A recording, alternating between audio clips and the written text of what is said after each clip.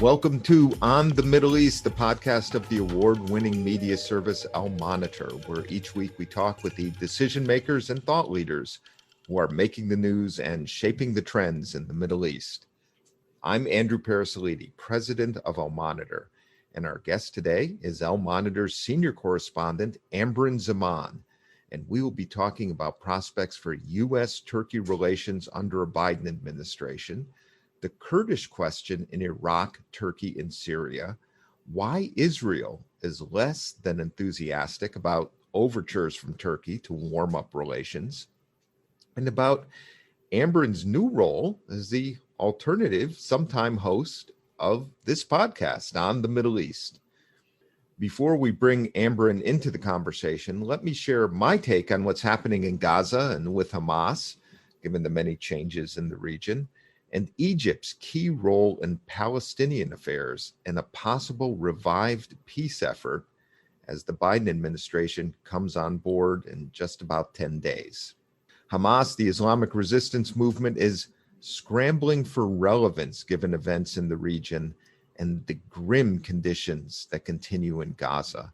A recent UN report warns that Gaza's economy is near collapse, and there are almost zero prospects that there will be a change for the better, absent a dramatic change in Gaza and the region. The larger issue for Hamas is its isolation, which is increased by the normalization agreements between Israel and the UAE, Bahrain, Morocco, and Sudan. Also by the U.S. brokered reconciliation among the Gulf Cooperation Council states and a new push for an Israeli-Palestinian peace conference led by Abbas and Egypt. With a new U.S. administration coming in, Iran, Hamas, Syria, and Hezbollah, the so-called resistance front, find themselves even more on the outside looking in with regard to regional trends. So Hamas is looking to play as many cards as possible to stay relevant and engaged as events unfold, and has agreed to re-engage in a reconciliation process with Abbas and move toward elections in the West Bank and Gaza. Now, this may all sound familiar. The parties have started down this road before, but this time it just might happen. Abbas wants to see an international conference on Palestine this year. For that to happen, he needs the momentum, legitimacy, and boost that should come from long overdue Palestinian elections. And that requires the buy-in of Hamas. Now, no surprise that Egypt closed the deal between Hamas and the PLO to go ahead with elections. We wrote back in August 2019 that Egypt matters more than ever. We could actually write that column every year or even every few months. This week, the foreign ministers of Egypt, Jordan, France, and Germany met in Cairo to discuss ways to advance the peace process. Whether intentional or not, Egypt's diplomacy is also a signal to the incoming Biden administration about Cairo's role in the region. Egypt may be wary of increased pressure from Washington on human rights and press freedoms. U.S. President Donald Trump and his Egyptian counterpart Abdul Fattah el-Sisi had a good working relationship, and Trump shielded Egypt, as well as the UAE and Saudi Arabia, sometimes Turkey, from human rights demands and other pressures from Congress.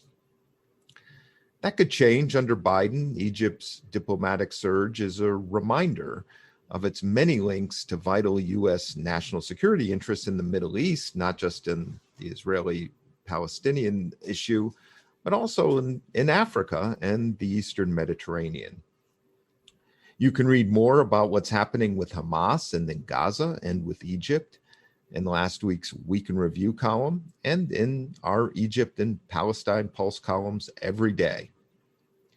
Now to our podcast with Amberin Zaman, senior correspondent for Al Monitor.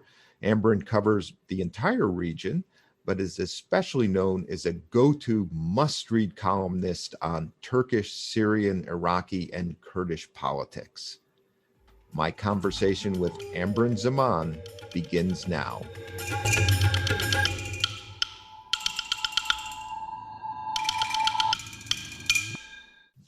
Amberin, welcome to On the Middle East. Thank you for having me again, Andrew. It's good to have you back on the show. Let's talk about what we might expect from U.S.-Turkey relations under a Biden administration, which is really only days away. Bilateral ties got worse under Trump, and that's despite a good working relationship between President Trump and President Erdogan, and especially over the last 2 years. But Erdogan spokesman Ibrahim Kalin said today that his conversations so far with the Biden transition team are what he said is very positive. They want to turn a, quote, new page with Turkey. He was referring to the Biden team. And that 3 issues remain in U.S.-Turkey relations that are problematic. And that's U.S. support for what Turkey calls the Syrian Kurdish YPG PKK terror group in their terms, a lack of action against the Gulen movement, which Turkey accused of being behind a coup in 2016, and the U.S. has so far refused extradition of Fethullah Gulen, who's based here in the United States. And the third issue is the F-35 embargo against Turkey because of Turkey's acquisition of the Russian S-400 missile defense system. Those have been tough issues for the Trump administration, for the United States, and for the Congress.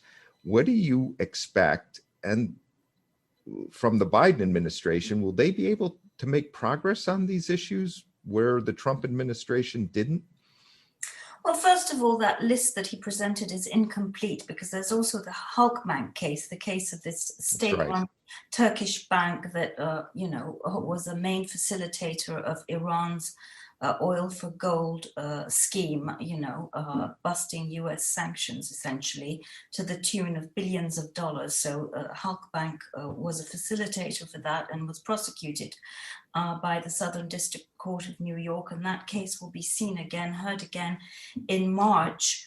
And there's a huge fine pending against this state lender, and so that's an outstanding issue that will, I think, lead to further tensions on between Turkey and the United States. But overall, looking at how things will go under Biden, obviously Turkey is very aware that they won't get quite the same kind of tolerance, shall we say, that was afforded to them by President Trump, because we know that President Trump and Erdogan had this, very good relationship, even though, on occasion Trump would get tough. And we saw that happen after the Turkish invasion back in 2019 of Syria, which was actually ironically greenlit by Trump himself.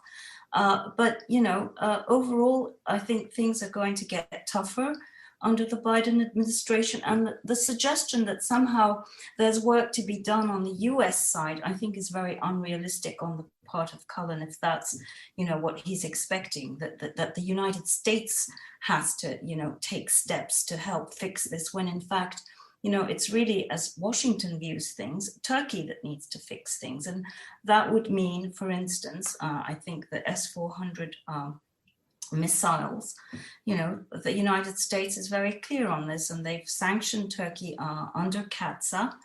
And it's very clear that they need to either dispose of those missiles or sort of, park them somewhere and set up an effective monitoring mechanism whereby it's, assured that these missiles are not operational at any time.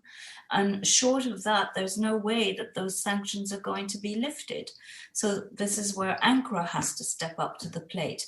As far as Fethullah Gulen is concerned, for all the time that Turkey's been demanding that he be extradited, Turkey has also been providing evidence against him, which has not been found credible by the Justice Department. And I'm not sure that, that's going to change. So that, again, will remain a thorn in relations. And then, of course, there's this whole business of the US alliance with the SDF/YPG, which Turkey considers to be a terrorist organization because of its roots in the PKK, the Turkish rebel group that's been fighting Turkey for the past 36 years. Will the United States change its policy under the Biden administration? Will it scotch that relationship? Very doubtful indeed.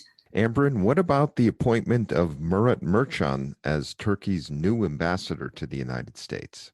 So Turkey is talking about turning a new page with the Biden administration, and they've actually come up with a new ambassador to Washington. And it's a very interesting pick because for the first time, it's not a career person, but a politician who is a founding member of the AKP.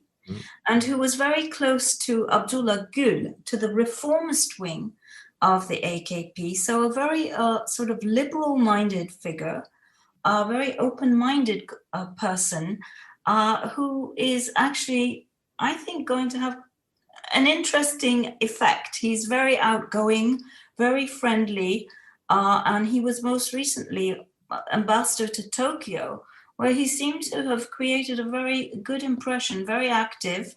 It's going to be interesting to see how he approaches things and whether he's going to be able to make a difference. Turkey does have some new allies in this administration. Amanda Sloat has taken up the position of the NSC person for EUR, including Turkey. And she used to be the DAS at the State Department, who also covered Turkey and was generally viewed as, giving Turkey fair treatment or wanting Turkey to be given fair treatment, a fair hearing especially on this whole YPG thing. So let's see how that all plays out. Amberin, I don't think anyone has covered the Syrian Kurdish issue and the SDF as closely as you have. The PKK has bases in a corner of Iraq, a very difficult mountain range, Kandil Mountains, which is bordering Turkey. The KRG, you broke this story, the Kurdistan Regional Government has asked for help from the U.S. military to address this issue of the PKK, which has become more active in Iraq. How do you see that issue progressing? Do you see Iraq and Turkey coming together around the issue of the PKK? And is there a role for the United States in this? Well, what we saw under the Trump administration, particularly with Jim Jeffrey, the former Syria envoy, and what we saw was an attempt to sort of bring Turkey on board with the SDF to try and triangulate that relationship whereby the SDF would distance itself from the PKK, and then Turkey would sort of stop sort of being hostile and stop attacking the Syrian Kurdish leadership because it will no longer be perceived as having links with the PKK. Now that was always pie in the sky. That's very hard to realize because in effect the PKK is a very potent and present force in northeast Syria. You can't get around that fact. However much the SDF leadership, Mazlum Kobani, has this very good working relationship with the U.S. forces there and increasingly with U.S. diplomats there, and has shown tremendous goodwill and commitment to try and make things work. The fact remains that his situation is a very sort of fragile one because ultimately this force does exist there, does operate there, and the idea that he could somehow cut them loose, is just unrealistic. So there's that piece. The other piece, of course, is, as you mentioned, Iraqi Kurdistan. And, Turkey has been sort of escalating its attacks against the PKK there. And this in turn has, made life very uncomfortable, particularly for the KDP, which is the main stakeholder in that Kurdistan regional government and the party that actually controls the areas where the PKK is, embedded, be it in Kandil, as you mentioned, or be it closer to the Turkish border, closer to the Syrian Iraqi Kurdish border. That area further west. So when the Turks attack, of course, civilian areas get affected by this, and this in turn, of course, creates tremendous anger among the civilian population, with many people displaced and even killed, and feeling resentful towards their own government, the KDP, KRG leadership, for failing to stop this. And so you have this sort of, situation where the more the Turks attack, the further the PKK moves into these KRG areas out of their, traditional mountain strongholds. And so we've come to a point where now we see the PKK and the KDP actually confronting each other. And so that is, again, a very delicate situation for the Syrian Kurds. Why? Because they rely very much upon the KDP and KRG for, easing access for trade, for the movement of people, goods, and of course that's the logistic hub for US forces coming in and out of Syria. It's a very, very complex situation there. And so the challenge facing the Biden administration is how to tamp things down between the SDF and the KDP, which controls that border area on the Iraqi side. And a very difficult challenge, both in terms of the politics, as you laid out, and the military logistics. The PKK has been based there for a long time. There have been flare-ups over the past, and it just seems to be difficult terrain, difficult politically, and a sensitive matter, as you say, because... Well, the problem is, you see, when the Americans sort of signed up for these unity talks between the SDF, or rather the PYD. There are all these acronyms that may confuse our listeners. So the PYD is the sort of main political party in Syria, northeast Syria, that has links to the PKK. So what the United States and the SDF commander, Mazlum Kobani, set out to do was to try and reconcile the PYD with the other opposition Syrian Kurdish parties.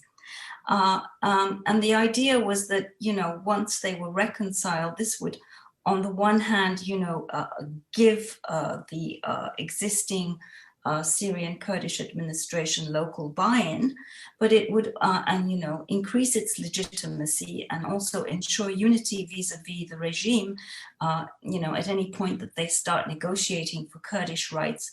At the same time, maybe give them a seat at the table. That's the PYD in Geneva. But most critically, and certainly from the US point of view, help overcome Turkish hostility. If you bring in these opposition Syrian Kurdish parties, which have close links to Turkey and the KDP in Iraqi Kurdistan, that this would somehow, fix everything. But as the PKK sees things, this is all happening on the back of, on the back of trying to destroy them. The idea being that, when you bring in the Syrian Kurdish parties, at the same time you're phasing out the PKK, you're diminishing their influence, and meanwhile, sort of turning a blind eye and perhaps even providing intelligence for Turkey as it, kills their people on the other side of the border in Iraqi Kurdistan.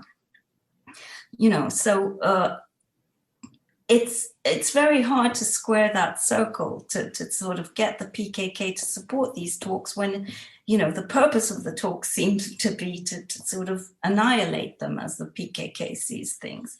So again, a very huge challenge. How does the United States, how does the Biden administration, address this?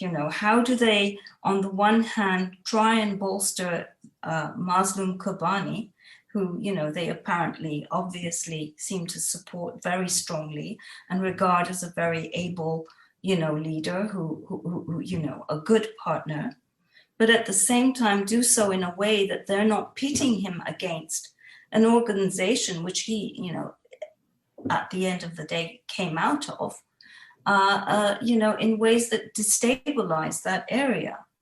It's very, very tricky, and you can see how Turkey would have a strong interest in seeing that whole thing blow up. The more the Kurds are divided, the better things are for them as they see things.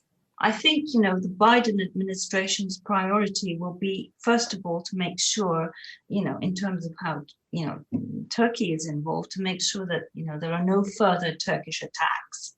And perhaps they will be, less romantic, shall I say, than Jim Jeffrey in trying to sort of bring the Turks on board at any cost, because the way it was conceptualized by the Jeffrey team, it was really using the Kurds of northeast Syria as a vehicle for sort of improving relations with Turkey.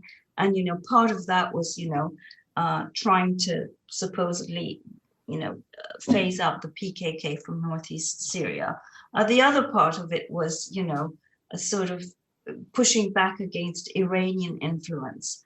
I think that this new team will take a much broader, less ideological sort of approach to the whole northeast Syria thing. And particularly now that we have Brett McGurk at the NSC handling this file, I think that quite a bit of it will be seen through the prism of the Iraq policy, which will be, I think, very central to all of this.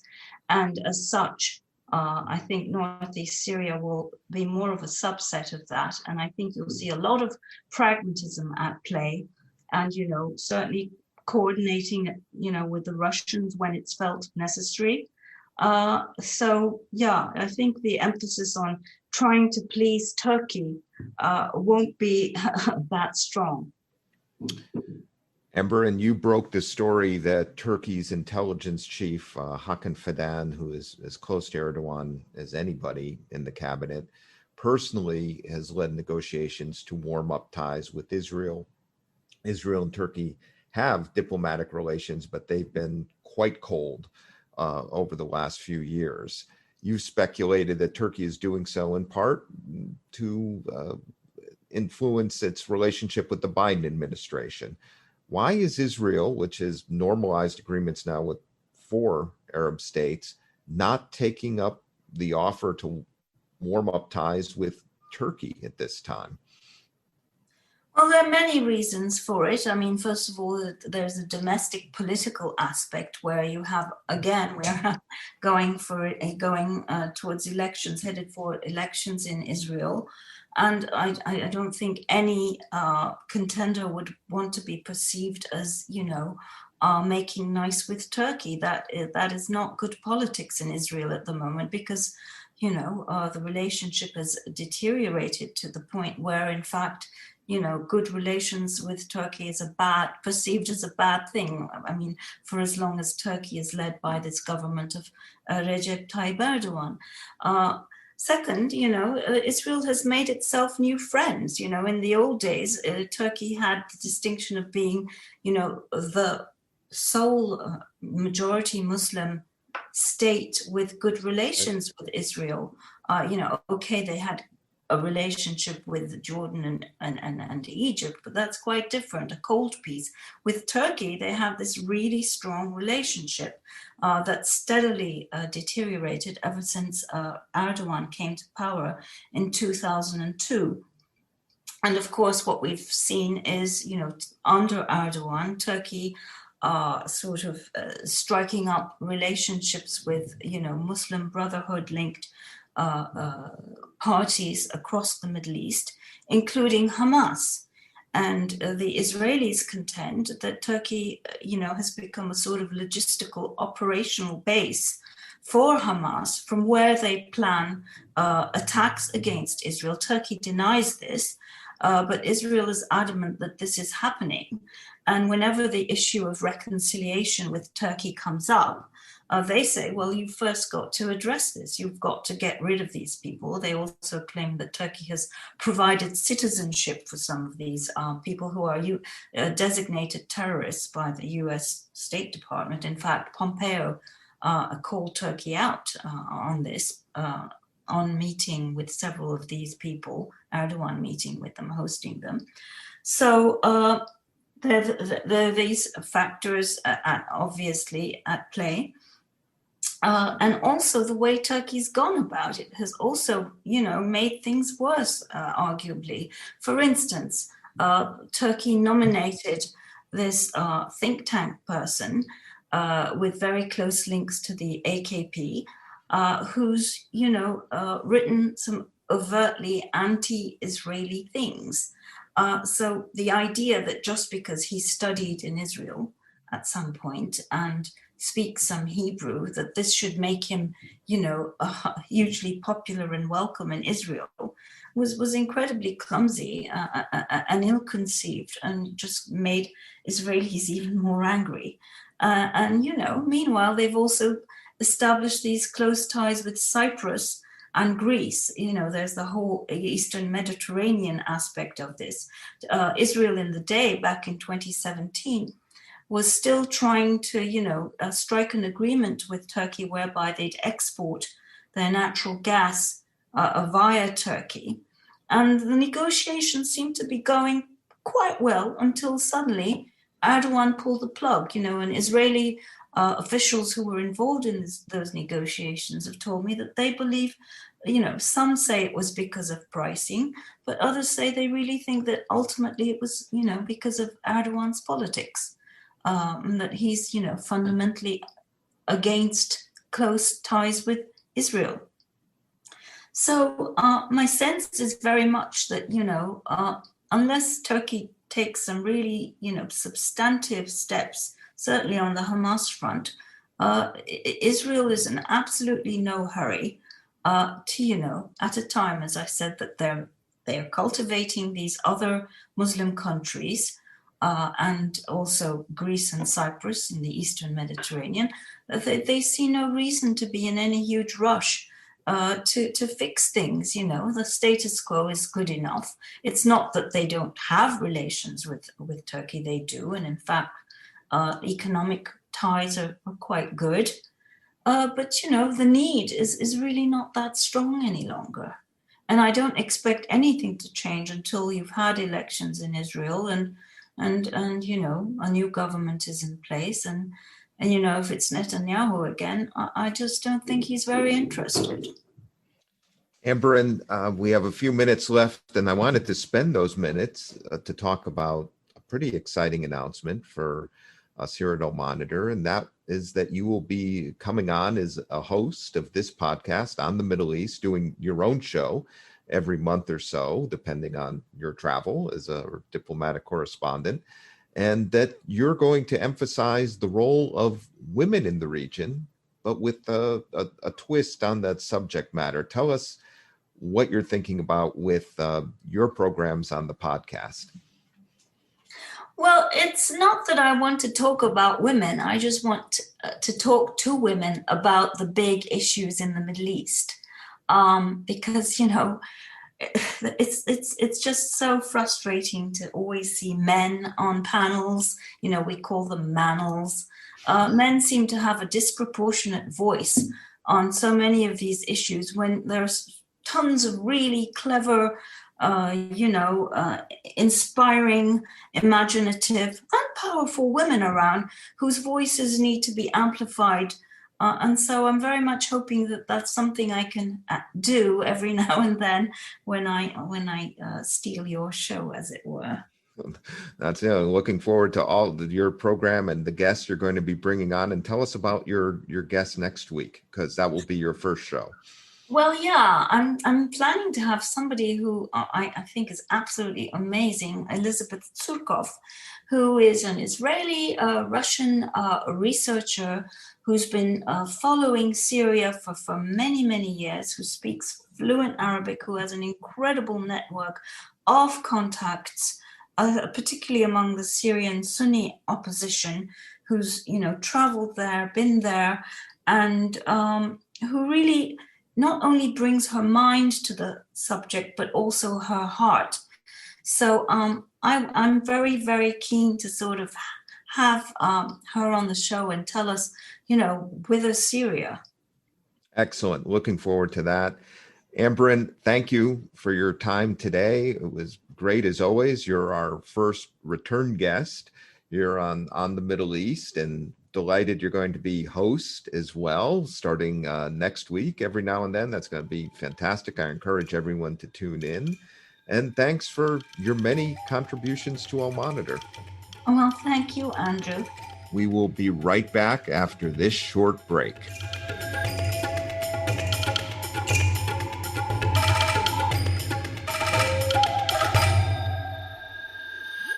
I'm Ben Caspit, Al Monitor veteran columnist reporting from Israel, one of the world's major news and action suppliers of all times, comparing to its tiny size. I've been covering and analyzing the political, diplomatic, and military arenas in Israel for over 34 years. My best-selling biography, The Netanyahu Years, was out 2 years ago. I covered 7 prime ministers, 1 major war, 2 intifadas, 1 prime minister's assassination, 2.5 peace treaties, 4 military operations in Gaza, and it's not letting up anytime soon. I am glad to invite you to On Israel, our brand new podcast, where we will discuss major events in Israel and its surroundings, talk to decision makers, leaders, and analysts, and try to understand the chaos that comes with the territory of Israel and the Middle East. You will never have a dull moment with us. See you soon here on Israel, Al Monitor.